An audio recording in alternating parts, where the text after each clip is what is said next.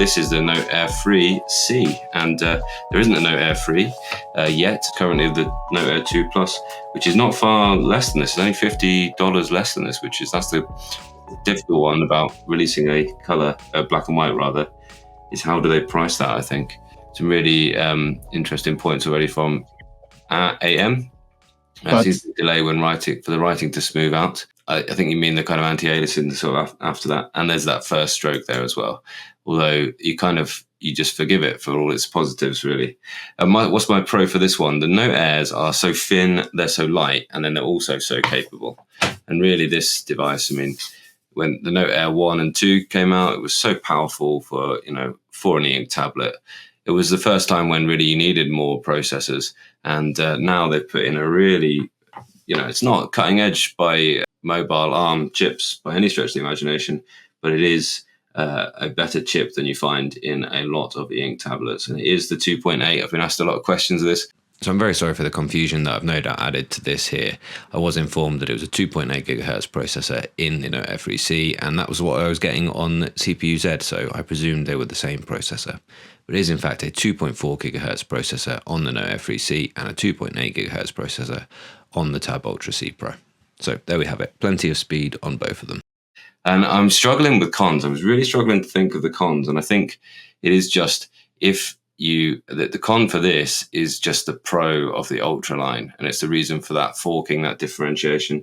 If you're looking for it not to launch into this note-taking kind of launcher here, which is really quick for getting into your notepads and into your books, if you're looking for it to launch mainly into an apps and have things like widgets on the front, then that's the kind of reason that's the con of this. All of the new features in the new operating system are really good, and they should well be coming to all old Boox devices beyond a certain age, I would imagine, that are sort of less than 3 years old, I would think.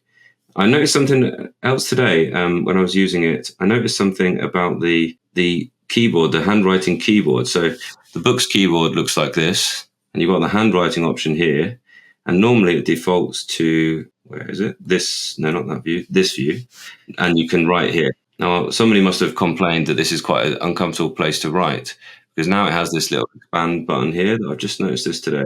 I really like this, and it gets rid of everything, and now everywhere is the scratch pad for the writing, and that's quite good.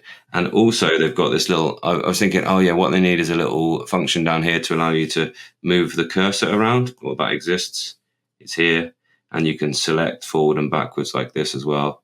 So actually some of the things that, that's a real benefit of having the keyboard there, is you can do things like shift and use the buttons to select text, and Control C, Control V. And now you've got your shortcuts in a little palette just here. So actually that's an update that hasn't been in much documentation, but I just found that earlier today and thought I really liked that.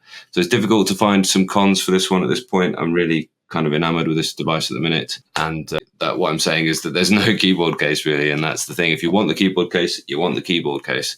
And so you're going to go for the Tab Ultra line. I think it's great. It's actually really good to draw on as well. So I'm possibly tempted to put it over here.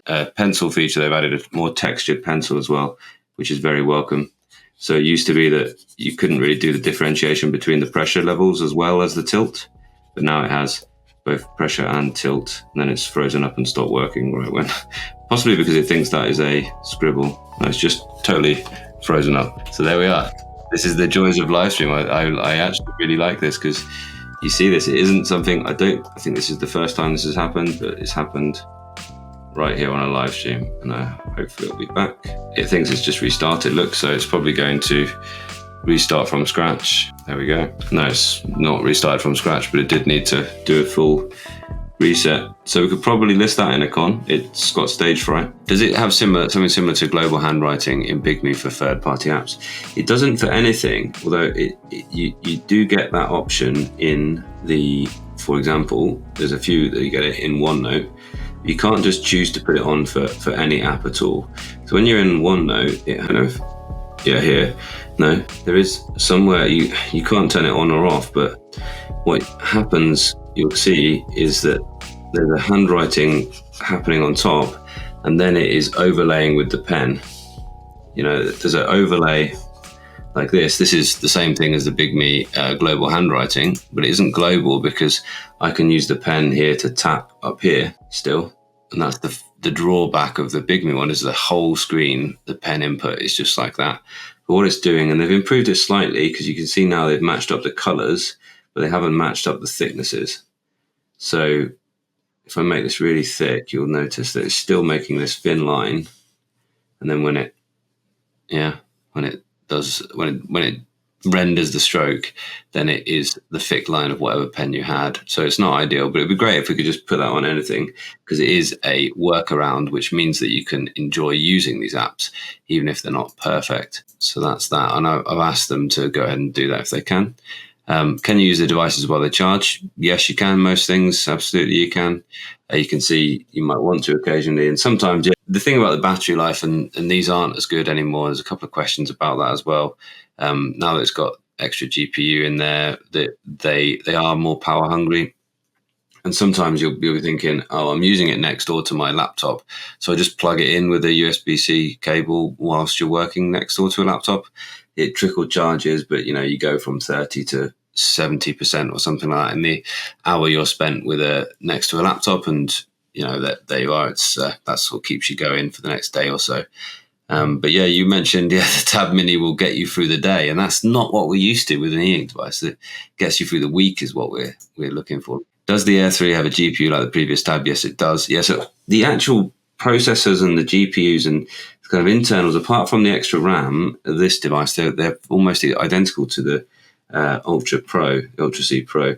So this is just as fast, really. It's got the Ultra C Pro's got extra RAM. I don't even think it has extra storage. I think it's got the same, but don't hold me to that one. They both have the expandable storage. Anyway, the TF card slot. So really, the compromise isn't on performance. The compromise is on the keyboard case.